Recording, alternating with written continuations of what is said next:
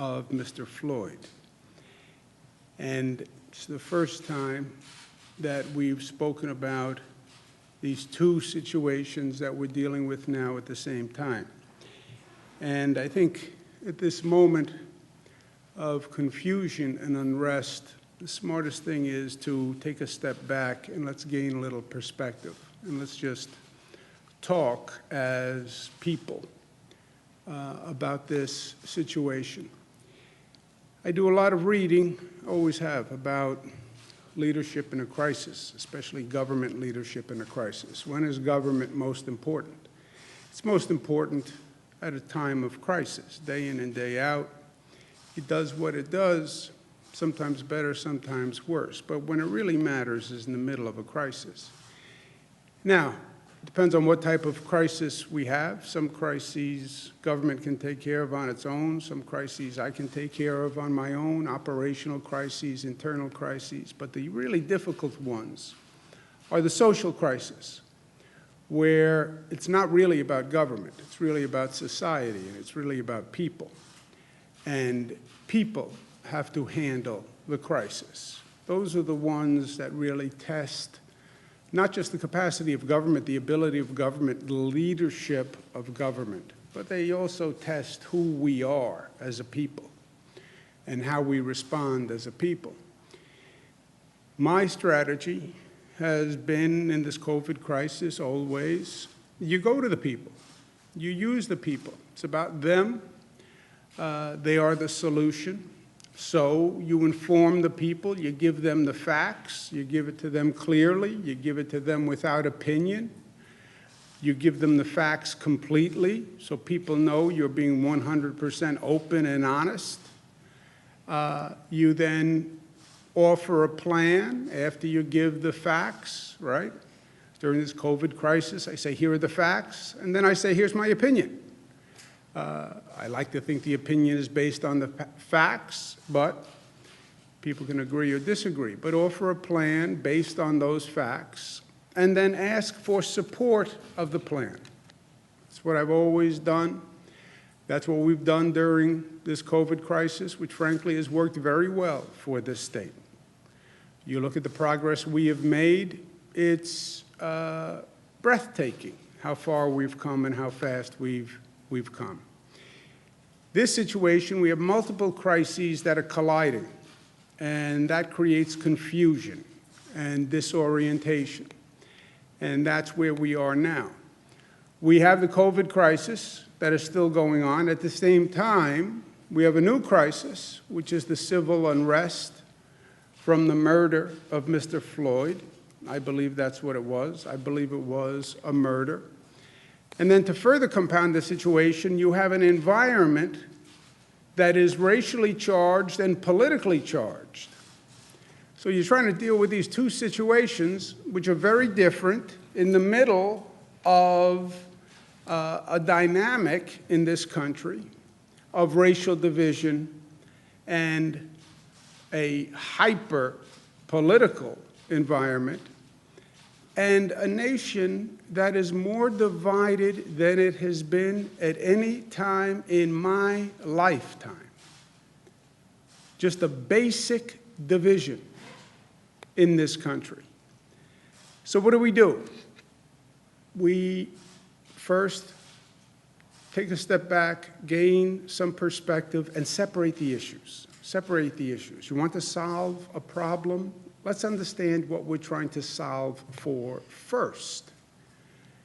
COVID-19, let's take that issue and pull it out. On the COVID-19 issue, day 94, we have more good news today. Number of hospitalizations are down. Number of new COVID cases walking in the door is at an all-time low, 154. 154. Congratulations to the people of the state of New York. Look at what you did. Look at the progress you made. God bless you. Number of deaths, just about as low as we have seen it. The numbers, again, are not 100% accurate given the system, but you see the overall direction. So we're doing very, very well. when it comes to dealing with the COVID-19 crisis. Buffalo enters Phase 2 today. Western New York, Capital District should enter Phase 2 tomorrow. All the numbers indicate that. Our experts are going over the numbers, but there's no reason to believe that the Capital District doesn't go into Phase 2 tomorrow, and I fully plan to affirm that later this afternoon. But Capital Region will go into Phase 2. New York City is on track in the midst of all of this to open Phase 1 next Monday. Summer day camps are going to open on June 29th. We're still reviewing the situation with sleepaway camps. So that's the COVID situation. That's going very well. Civil unrest post Mr. Floyd's killing. That's also a complex situation with a number of levels. You have protesters who are outraged at what has happened, and you have criminal activity, looting, extremist groups who are using this moment for their own purposes and exploiting this movement and moment. Two very different things. On the protesters, they're outraged. And by the way, I agree with them. What happened to Mr. Floyd was a disgrace. It was repugnant to America. It was repugnant to any good policing perspective or strategy or approach. And it's not just Mr. Floyd. This was not an isolated instance. It goes back to Rodney King and Amadou Diallo and Abner Louima and Eric Garner and cases just like it all across this country. And at one point, enough is enough, and people say, I can't believe this is still going on after all of this time. Rightful outrage. And by and large, the protesters have been peaceful. They're upset, they're angry, yes, but they have not been violent. They have been peaceful protests. And what do they want? They want overdue reforms. They want reforms that should have been done 30, 40, 50 years ago. They want America to be better. I don't believe we've yet specified an agenda, but you know the agenda forward. You know what we should learn from Mr. Floyd's murder. So he did not die in vain. You need independent investigations of police abuse. You need discovery of records of police who are being investigated. How do you still allow chokeholds in the United States of America? Why can't you have a national standard of what is excessive force? And I think the justice agenda should even go forward, because it's not just about police abuse.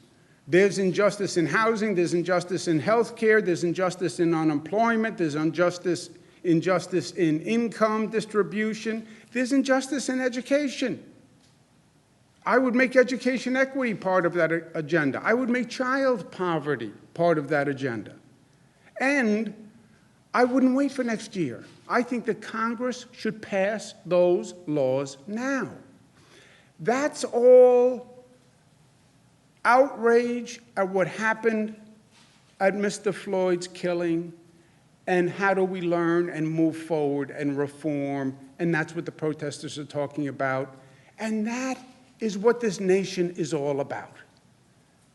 The right to protest, the right to air grievances, and the right to raise issues so government responds. That's one situation. There's a totally different situation that has nothing to do with the protesters. People see this moment and they exploit it. And that is criminal activity, and that is looting. That is people breaking store windows, going in and stealing. That's called criminal activity.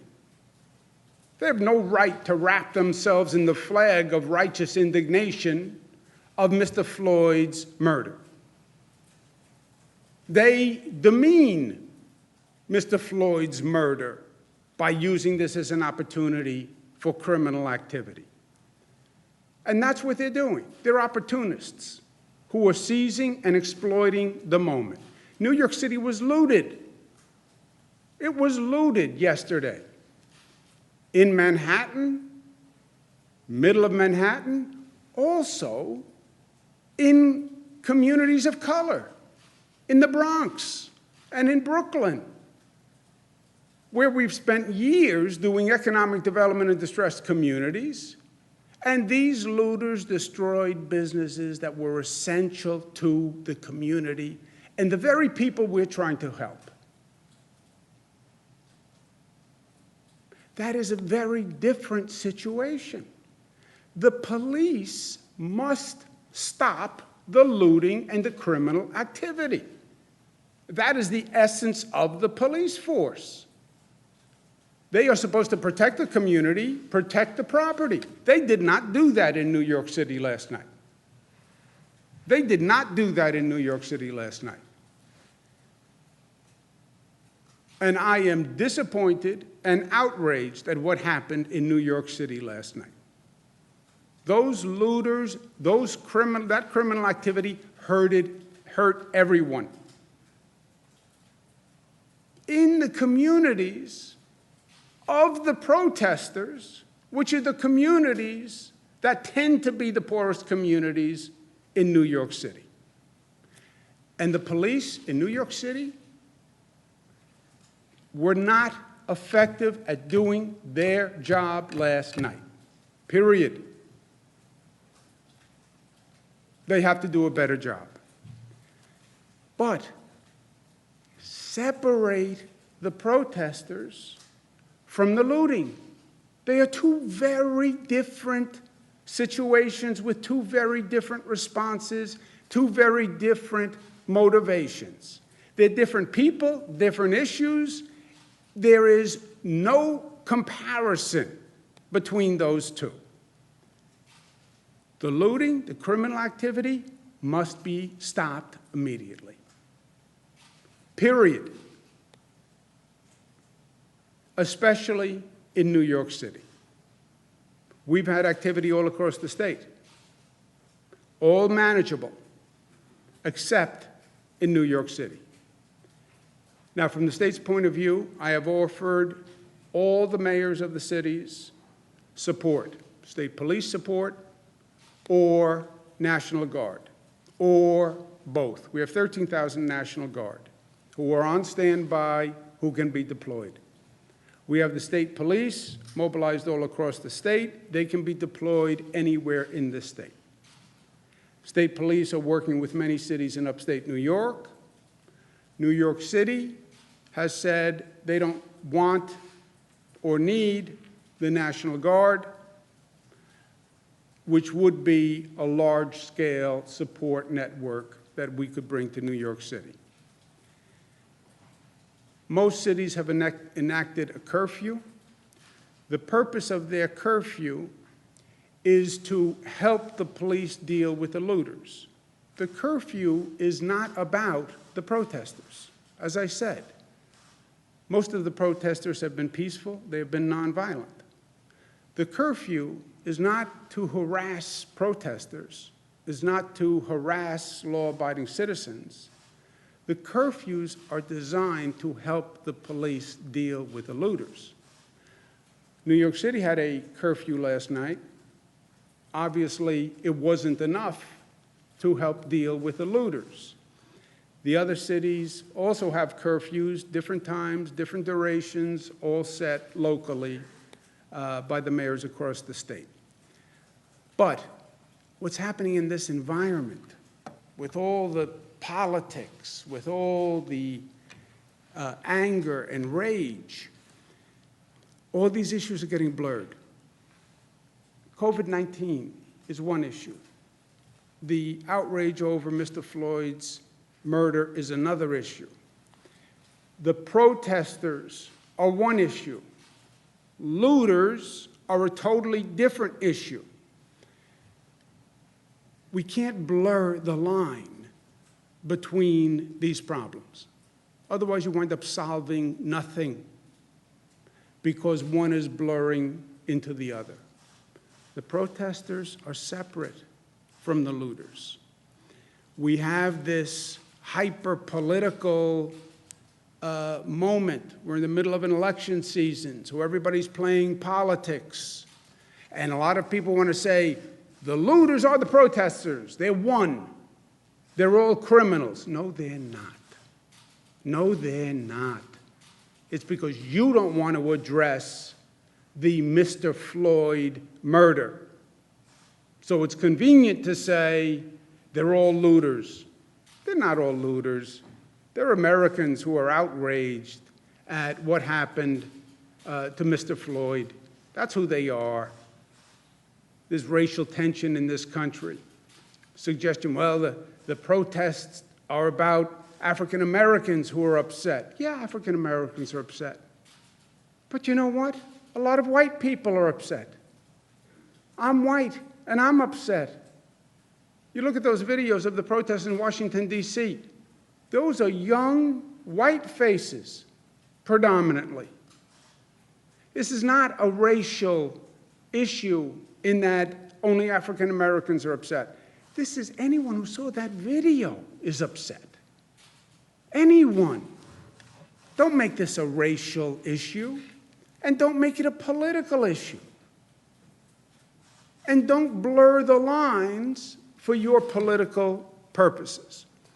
To the protesters, for tonight, I ask them to be calm, be peaceful, so the police don't have to spend a lot of time with the protesters, and the police can do their job with the looting and the criminal activity. I also remind the protesters that their point is very important, and their outrage is justified. But keep in mind, during this moment, when you're going out to protest, we're still in the middle of the COVID pandemic. We're just reopening Western New York. We're just reopening the Capital District. We're going to reopen New York City this coming Monday. Yes, protest. Yes, express your outrage. But be responsible, because the last thing we want to do is see a spike in the number of COVID cases. And that is one of the complications of these compounding crises. I know a lot of the protesters are so annoyed they don't want to hear about COVID anymore. COVID is yesterday's news. No, COVID is still a problem. And COVID still kills also. So be mindful and respectful of that. But look, it is a tough moment. There is no doubt. But there's also no doubt that we have gone through many tough moments in this state and in this country. And we've gone through many long nights, and we've dealt with many problems. We've dealt with this COVID virus, which frankly is one of the most frightening challenges that we have confronted. And we have a lot to do. And we have a lot to do at the same time. Address the righteous outrage at Mr. Floyd's murder. Yes. With a real reform agenda. Yes. Do it now. Yes. When does change come in society? Change comes when the people are mobilized and outraged. That's when change comes. That's when we passed gun safety in this state. That's when we passed marriage equality in this state. That's what happened in this nation after the Triangle Shirtwaist Factory fire. That's what happened after the Great Depression. Those are the moments of great change. And this can be a moment of great change. And seize the moment. At the same time, we have to heal the divisions. We're not black and white. We're Americans. We're not Democrats and Republicans. We're Americans. You're not going to address these challenges if you keep dividing. It's not going to happen.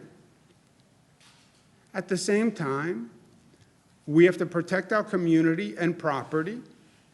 The looting, the criminal activity has to be stopped. Police have to do their job, and we have to help the police do their job. And at the same time, we still have to stop the spread of COVID-19. Wow. All those things at the same time. Yes. Yes. All separate issues, all difficult, but also all doable. Just gain some perspective, separate the issues, deal with each one, keep the politics and the ugliness and the racism out of it. Use this. We're going to do it because we've done it before and because that's what it means to be New York tough, right? Smart, keep your perspective, separate the issues, deal with the facts. Let's deal with facts, okay?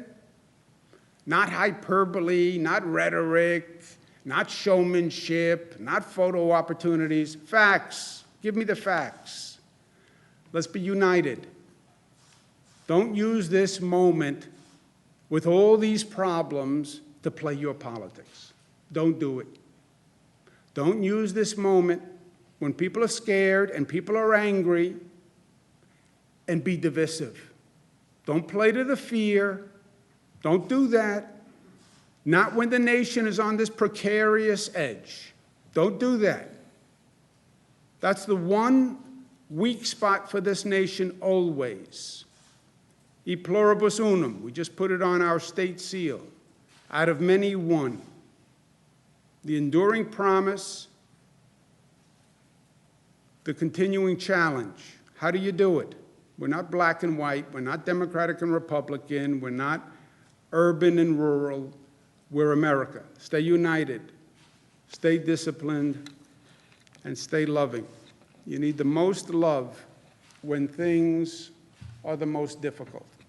And that's where we are today.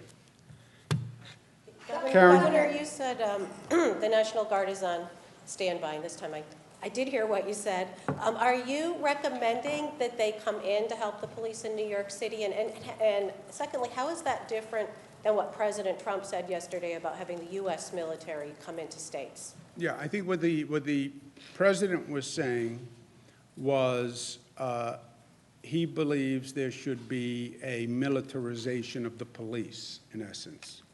Use the military police. That's what he did in Washington, D.C. He brought in the military to be the police. He, first time in probably over a century, where you've used the American military against the American people. My option as governor, we have the National Guard. I say to the cities in New York, I have National Guard who are available if you need them. I have state police who are available if you need them.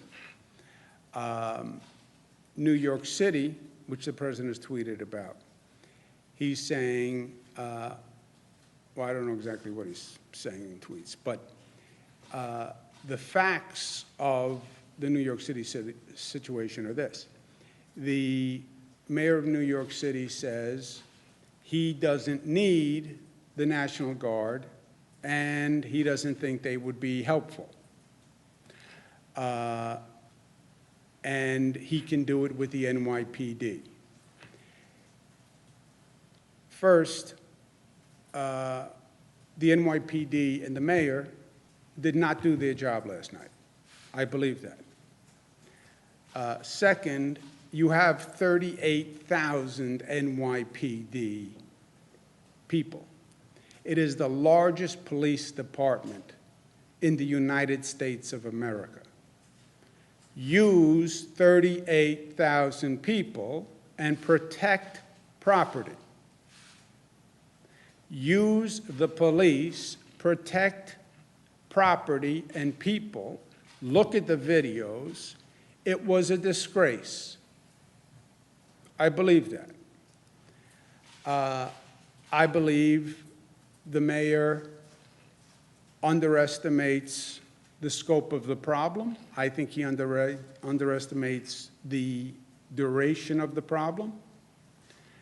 And I don't think they've used enough police to address the situation, because it's inarguable, but that it was not addressed last night, right?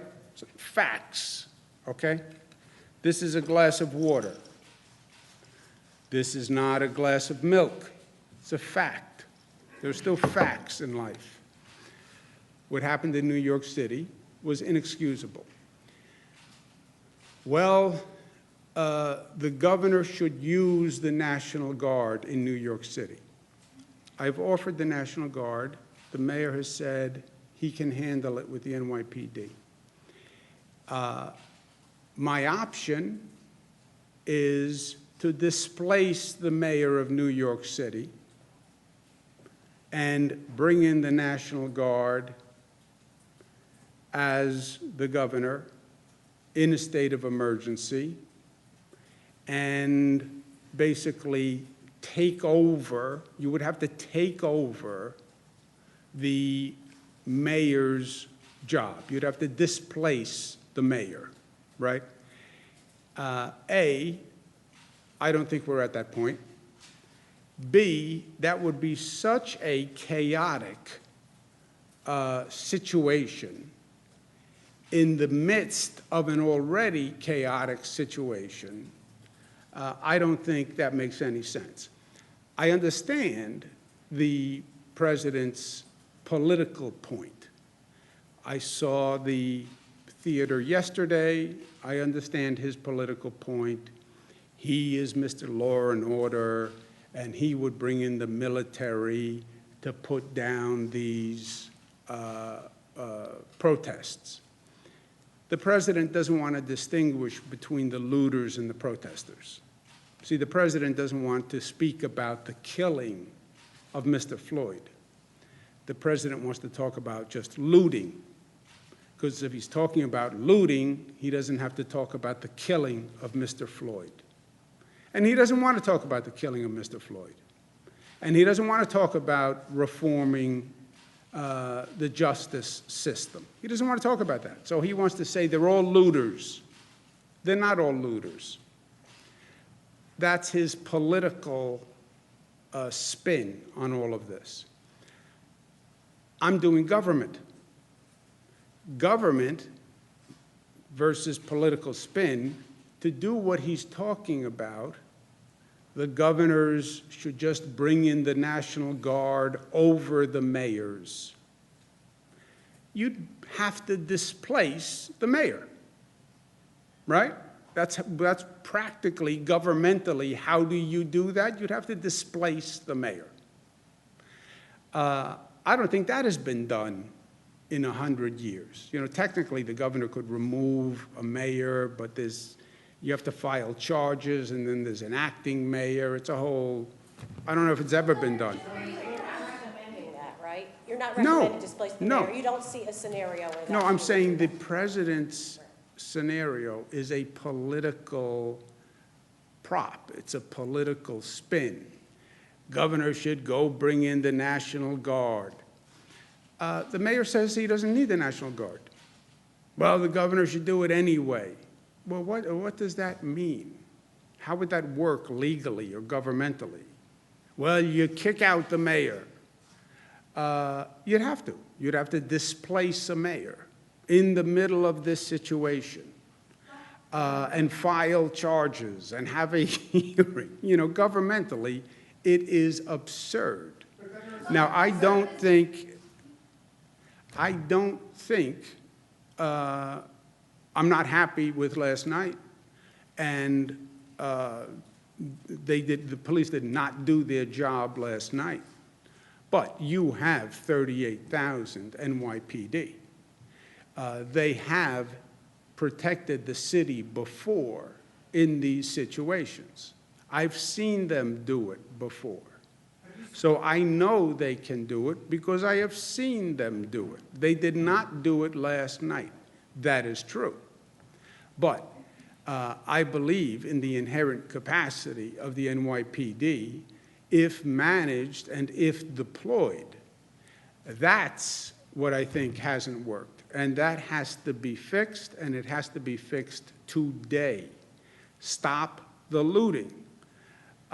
And I do believe the NYPD, well deployed, wouldn't need the National Guard, right? Because they are trained to do this. Remember, the National Guard are not a trained military force. I'm sorry, trained police force.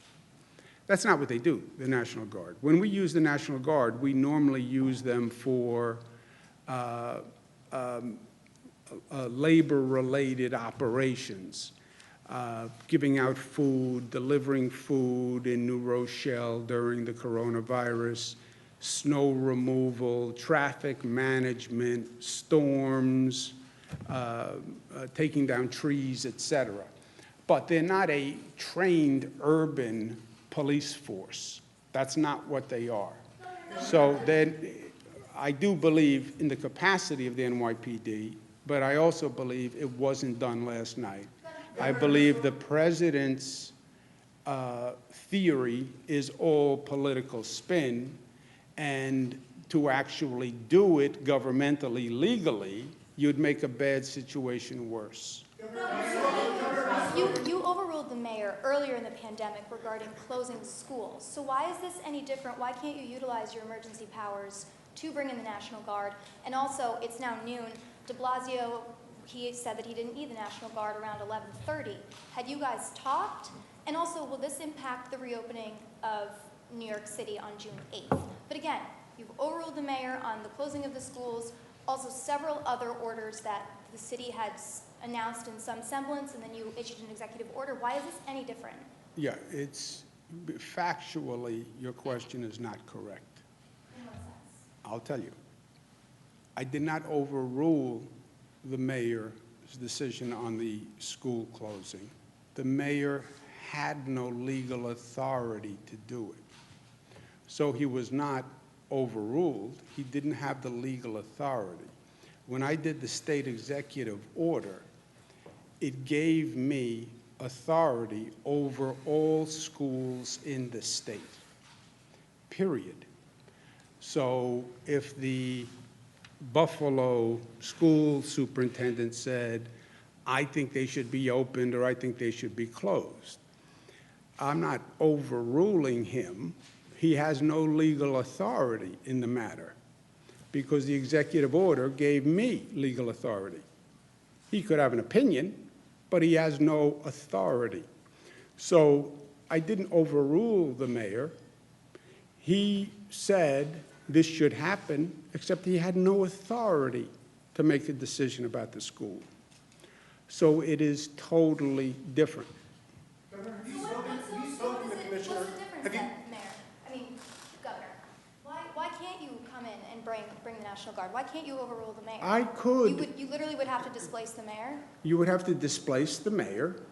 because of his obstinacy, he doesn't want to bring the National Guard. So how did this work? Did he deny your offer? He didn't deny an offer. I've offered all the mayors the National Guard and state police. Some have accepted it, some haven't. They make that determination. I get the politics of what your paper believes and what the president believes. Okay. So I get the politics and philosophy of your paper and the president, but governmentally, how would that work? You can't have two police forces. Governor sends in the National Guard, that's one police force, and then you have the NYPD, that's a second police force. That's called chaos and mayhem, and people get hurt. There has to be one police force that's managed.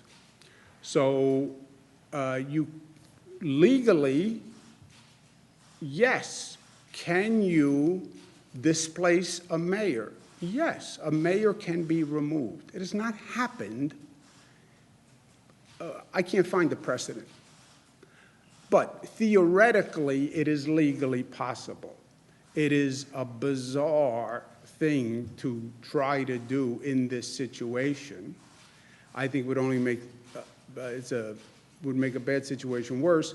Also, I don't think it's necessary because I believe the NYPD can do this, because the NYPD has done this. They have done numerous rioting situations in New York City and numerous looting situations in New York City and very difficult racial situations in New York City. You know, I'm older than you guys, but if you look back, you can Google this. They've gone through Crown Heights. They've gone through a lot of very difficult situations. The NYPD is like 5 times the size of any other police department. They're huge, 38,000. I think Los Angeles has something like 8,000 police officers. I mean, NYPD is a huge organization. I believe they can do it. They have to be told to do it. They have to be given the confidence and the support to do it. They have to be directed to do it. You know, police officers want to know that they're supported and they know what the mission is, and they're going to be supported in doing it, but I believe they can do it. Have you requested to send National Guard members to DC? Have you spoken to Commissioner Shea? Have you made your displeasure known to him? I have not spoken to him today. I spoke to them yesterday. And when you say do your job, that's a broad mandate. What would you like to see? Do you want to see more cops in the street? And could we open this up to the state police? What sort of law enforcement methods are they not performing that you would like to see them perform? I think, look, I've seen, again, do your job. Do what you've done in the past.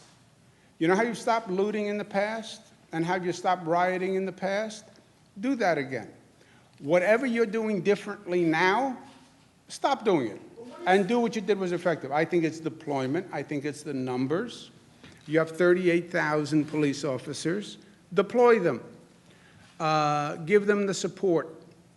And look, on the videotape, to me, you see a lot of looting and not enough police presence. And from Governor. Superintendent Corlett, what would you say? What would you do differently if you were running the NYPD? Listen, the NYPD is a very well-trained professional police department. It's very well run. They're one of our best law enforcement partners. We've offered help. We've offered help to the communities upstate. We've in Buffalo, Rochester, Syracuse, Albany, Newburgh, and we stand ready to help the NYPD at any time. But that's really a decision made by the political. I'm sorry to interrupt. What are they doing wrong? What are they doing wrong is it was rampant looting across the city last night that they did not stop, and that was their job. That's what they did wrong. Were you asked by the president to send National Guard troops to DC? If so, how many were requested? If you sent troops, how many were sent and why? If you denied the request, why was that decision? We have the National Guard in this state on standby if we need them in this state. And we're not in a position at this point to offer National Guard assistance to any place outside of the state because we may need them. Were you asked by the president to do so?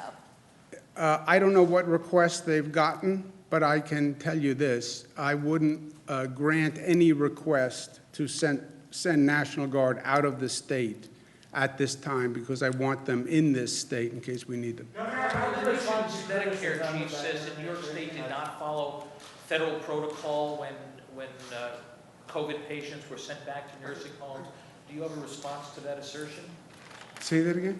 The nation's Medicare chief, Seema Verma, says New York State did not follow federal guidelines in releasing COVID patients back to the nursing homes. Yeah, I think that's exactly wrong. We've read you the federal regulations before. I don't have them with me. Do you know what this is about? Yeah, it's just wrong. And this is not a question of opinion. And I know that there's a lot of politics going on behind the scenes in Washington right now on the COVID response. But there are words written down on a piece of paper, and you can read them yourself. I read them in a prior press briefing. I know they're hanging their hat on saying, but they said that you have to make sure that the nursing homes are able to accept the patients and properly care for them. That's Title 10 of the New York State Code Rules and Regulations that governs administration of nursing homes, it says that plainly. Nursing homes can only accept nursing home patients that they can properly care for, and in this instance, it meant being able to cohort patients, properly have PPE, et cetera. So it's just not true. But I can give you, again, the piece of paper that has the March 13th order written on it from CMS. Looking on the COVID thing, I have worked very hard all through the COVID thing. You know, let's take a step back. We're dealing with the Greg Floyd murder in a hyper-political environment. We were dealing with COVID in a hyper-political environment, right? The hyper-political environment didn't just start. I worked very hard to stay away from the politics. I worked very hard to work with the president to do the best for New York, right? And I've said in this room 57 times, I'm not going to engage in politics. I said that politically about myself, about what I was thinking. Maybe he's going to run for this, maybe he's going to run for that. That would then hurt my credibility. They want to politicize the COVID handling between Democratic and Republican politics. That's what they're trying to do. That's what they're trying to do with the nursing home issue. They're trying to politicize it.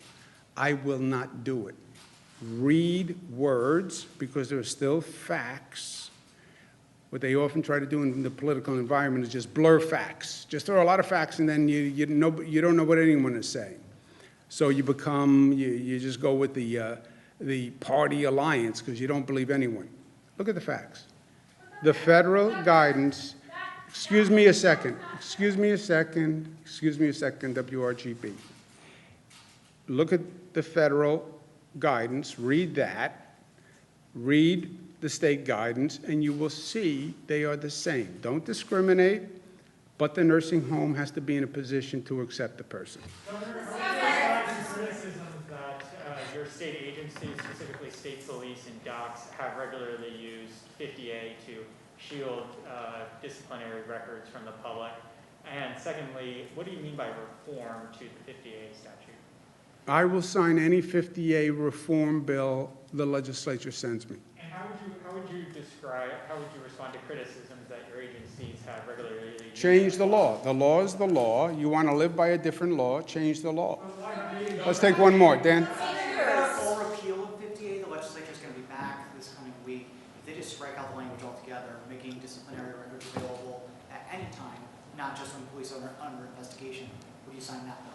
I will sign. I believe 50A has to be repealed. First of all, I don't believe 50A ever stopped a local government from releasing disciplinary records. For example, New York City used to release the disciplinary records, and 50A was in place, and they released the records. Well, how did you do that if 50A was in place? Because 50A doesn't stop a locality from releasing the records. That's why New York City did it. New York City then changed their position, didn't want to release them, and said, well, 50A stops us. We sent them a governor's council opinion that said 50A doesn't stop you. It's a wrong reading of the law. Governor's council's opinion. City still said, I can't release them because of 50A, even though we gave them an opinion that said no. So it's really the politics more than anything else. It's not the law. It's that police departments, with reasonable points, said, I don't want the disciplinary records released because it violates the privacy of the police officer. And it's already a hard job to be a police officer. That's why they're against 50A. I think we're at a different time. We're at a different place. We need confidence between the community and the police force. And I think the equities now are on the other side. And I will sign any 50A reform bill they send me. Repeal, reform, whatever they send me, I will sign, because I think what's preeminent now is to say to the community, we saw the George Floyd killing. We are also outraged. and we are going to do something about it. And if 50A is all we can do as a state, we're going to do 50A. I have to go to work. Thank you very much. Thank you.